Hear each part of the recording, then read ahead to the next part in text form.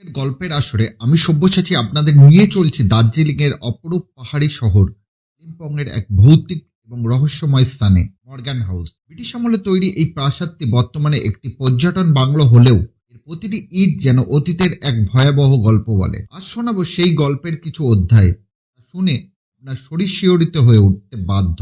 Morgan house একটি British যুগের প্রাসাদ, যা মূলত 1930 সালে জন মর্গান নামে এক ব্রিটিশ ব্যক্তির বাসভবন হিসেবে নির্মিত হয়েছিল। প্রাসাদের নির্মাণ শৈলী যেমন মনোমুগ্ধকর, তেমনি এর সঙ্গে জড়িয়ে থাকা ঘটনাগুলি অন্ধকার আর রহস্যে মোড়া। স্থানীয়দের বিশ্বাস, মর্গান হাউসের ভেতরে এক নারীর আত্মা ঘুরে বেড়ায়। কথিত আছে তিনি ছিলেন মর্গান হাউসের পূর্ববর্তী মালিক জন মর্গানের স্ত্রী।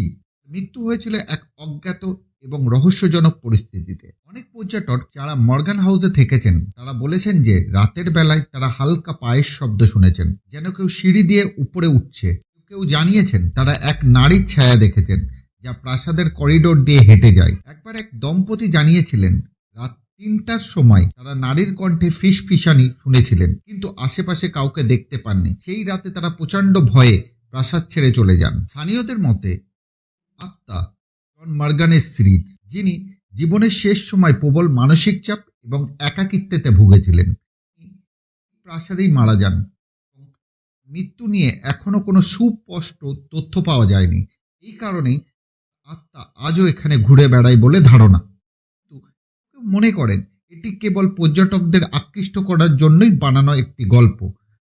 যারা এখানে রাত কাটিয়েছিলেন তারা এর সত্যতা নিয়ে সন্দেহ করতে পারেননি। আপনি কি কখনো এমন কোনো স্থানে গেছেন যেখানে অদ্ভুত বা ভৌতিক অভিজ্ঞতা হয়েছে? মর্গান হাউসের এই গল্প কি কেবল কিংবদন্তি, সত্যি?